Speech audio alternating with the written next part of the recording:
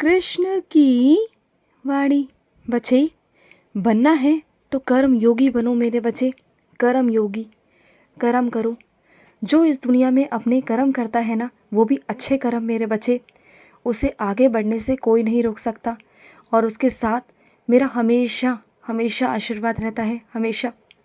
और सुनो मेरे बच्चे, मानता हूँ कि कारोबार करना, व्यापार करना बहुत ज़रूरी है। तभी तुम अपने घर का निर्वाह कर पाओगे, तभी तुम अपने घर को चला पाओगे। लेकिन उससे भी ज़्यादा ज़रूरी मेरे बच्चे, अपने परिवार को वक्त देना है।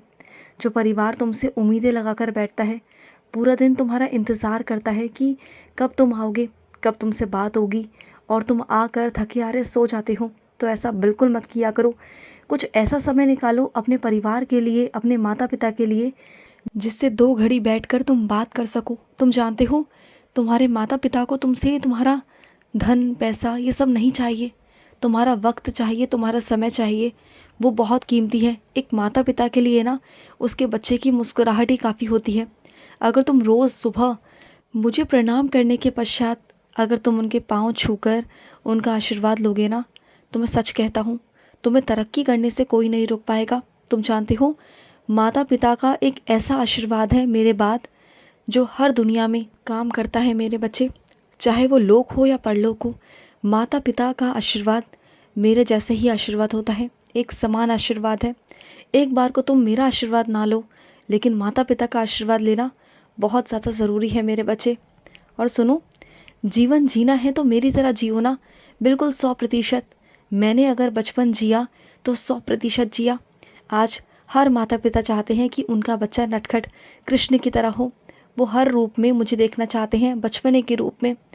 और जब मैंने प्यार किया तो ऐसा किया कि बस आज जहाँ भी प्रेम का उदाहरण दिया जाता है, तो वो मेरा और राधा का दिया जाता है।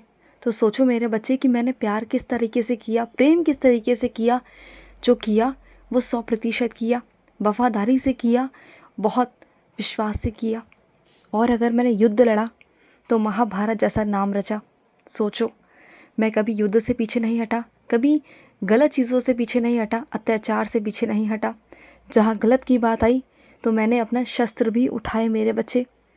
और जब राजनीति की तो वो भी 100% की मेरे बच्चे। कहाँ एक तरफ 100 कौरव और 5 पांडव, जीत दिलाई ना 5 पांडवों को। और जब मैंने ज्ञान दिया तो भागवत गीता जैसा ज्ञान दिया, जो आज तक कोई नहीं दे सकता। भागवत गीता के अंदर पूरी ज़िंदगी का सार है मेरे बच्चे, पूरी ज़िंदगी का। और अगर मैंने अपना व्रत छोड़ा तो मैंने छोड़ दिया, कभी दोबारा पाने की कोशिश नहीं करी। छोड़ दिया तो छोड़ दिया। मेरे अंदर भी भाव थे, मेरे अंदर भी प्यार था, मेरे अंदर भी अपना घर छोड़ने का दुख था, लेकिन मैंने दोबारा पीछे मुड़ के नहीं देखा, क्योंकि मुझे आगे अपना काम करना था। और मैंने अपने काम के आड़े कभी भी इन सब चीज़ों को नहीं आने दिया। मैंने जो किया 100% किया, क्योंकि जो मेरे कर्म थे वो मैंने अपने कर्म निभाए। अगर तुम भी अपने जीवन को इसी ओर ढालोगे ना, तो आगे चलकर तुम्हें भी सुख की प्राप्ति होगी। जो ये अवस्थाएं बनाई गई है ना मेरे बच्चे, बचपन, उसके बाद अनुशासन, गृहस्थ जीवन, वैराग्य, ये सब मेरे बच्चे, ये सब तुम्हारे लिए भी है मेरे बच्चे। इसे तुम्हें भी जीना है। जैसे मैंने अपना जीवन जिया 100%, जो जिया 100%, चाहे बचपन जिया, वैराग्य जिया, गृहस्थ जीवन जिया, जैसे भी जिया, वो मैंने बिल्कुल 100% दिया। मैं तुम्हें इसलिए बता रहा हूँ कि तुम्हें अपना जीवन 100% जीना है। देखो ये पल है ना, ये छोटे छोटे पल जो गुजर रहे हैं ना, इसे तुम गंवा रहे हो। जब आगे तुम बहुत आगे अपनी उम्र के पड़ाव में चले जाओगे ना, वहाँ से पीछे मुड़कर देखोगे तो तुम्हें दुख होगा कि काश मैं वो कर लेता। मैं नहीं चाहता मेरे बच्चे कि तुम काश लगाओ। तुम अपना जीवन 100% जियो, 100%। ना किसी का अत्याचार सहो, ना किसी से नफरत करो। अपना जीवन ऐसे जियो जैसे मैंने जिया। समझ रहे हो ना मेरे बच्चे? और भागवत गीता पढ़ोगे ना तो तुम्हें और भी आगे मार्ग मिलेंगे मेरे बच्चे। और सुनो मेरे बच्चे, जो ये दिन चल रहे हैं ना मेरे बच्चे, इस वायुमंडल में इस वक्त दैवीय शक्तियाँ मौजूद है मेरे बच्चे, क्योंकि इस धरती पे इस वक्त माँ भगवती का राज है। इस वक्त 9 दिनों तक मेरे बच्चे, और इस 9 दिनों में तुम जो चाहो ना, जो भी चाहो, जितना चाहो पाठ कर सकते हो, आराधना कर सकते हो। तुम चाहो तो हनुमान चालीसा पढ़ सकते हो, सुंदरकांड कर सकते हो, दुर्गा चालीसा पढ़ सकते हो, चाहो तो मेरी भागवत गीता पढ़ सकते हो। तुम जो चाहो वो कर सकते हो। देखो, अगर इन 9 दिनों में तुमने कुछ कर लिया ना, तो तुम्हें बहुत फल की प्राप्ति होगी, बहुत फल की। तुम जानते हो कि ईश्वर के आगे सिर्फ एक बार प्रकाश करने से ही ना स्वर्ग के रास्ते खुल जाते हैं मेरे बच्चे। अगर ये 9 दिन तुम दिल से पूजा करोगे ना, तो सच कहता हूँ, तुम जो चाहोगे ना वो मिलेगा तुम्हें।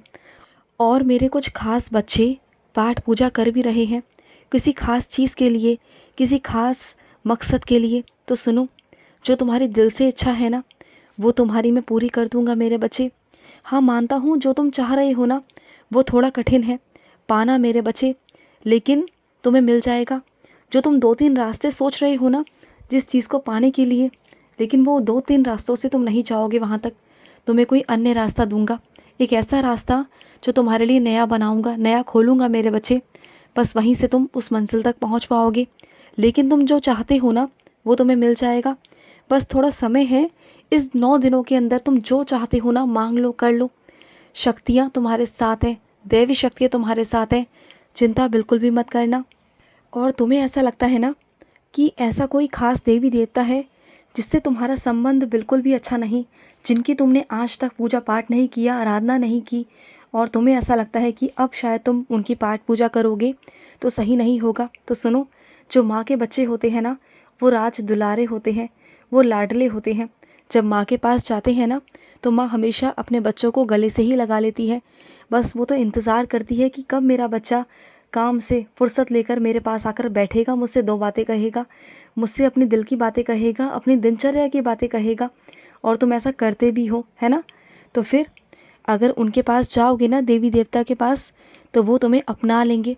तुम जिस भी ईश्वर के आगे बैठोगे ना, उनकी आराधना करोगे, तो मैं सच कहता हूँ मेरे बच्चे, वो तुम्हें अपना ही लेंगे। तुम माँ के बच्चे हो ना, माँ के बच्चों को विशेष आशीर्वाद मिल जाता है हर भगवान से।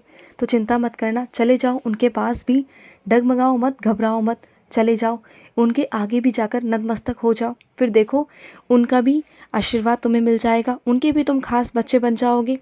मैं सच कहता हूँ मेरे बच्चे, तुम चले तो जाओ। और सुनो, अगर तुम पूरा दिन 24 घंटे मेरे बच्चे अपने रसोई घर में मेरा भजन करते रहोगे, या भजन किसी यंत्र में लगा दोगे ना और उस वक्त खाना बनाते रहोगे, तो तुम्हारी रसोई में खाना नहीं बनेगा, तुम्हारी रसोई में अमृत बनेगा, अमृत। मैं सच कहता हूँ मेरे बच्चे। और जो भी वो अमृत खाएगा ना, उसे कभी ना बीमारी लगेगी और ना उसका मानसिक संतुलन कभी ख़राब होगा, कभी उसे क्रोध नहीं आएगा, और ना बनाने वाले को क्रोध आएगा, कभी नहीं आएगा। और इतना प्रेम से बनेगा ना खाना कि तुम सोच भी नहीं सकते। तुम कहते हो ना कि तुम्हारे घर का माहौल सही नहीं है, तुम्हारे घर के बच्चों में गुस्सा है, कई लोग ऐसे हैं जो बहुत लड़ाई झगड़ा करते हैं, कलह करते हैं। तो उनके साथ ऐसा करके देखो, देखो उनके अंदर जो अन्न जाएगा ना, फिर देखना मेरे बच्चे कि किस तरीके से उनका मन और दिल पलट जाता है तुम्हारे प्रति, वो किस तरीके से तुम्हारी ओर खींचने लगते हैं। वक्त लगेगा लेकिन होगा। और एक बात ध्यान रखो, जब भी किसी को खाना परोसते हो ना, उससे पहले मुझे भोग लगाया करो, फिर उसी खाने को सब में मिलाकर अपने पूरे परिवार में प्रसाद के रूप में बांट दिया करो। आज अपने कान्हा के पैर दबाना, तुम्हारे कान्हा के पैरों में बहुत दर्द है मेरे बच्चे, दबाओगे ना अपने कान्हा के पैर। खुश रहो। आज का कृष्ण संदेश समाप्त हुआ। जय श्री कृष्ण।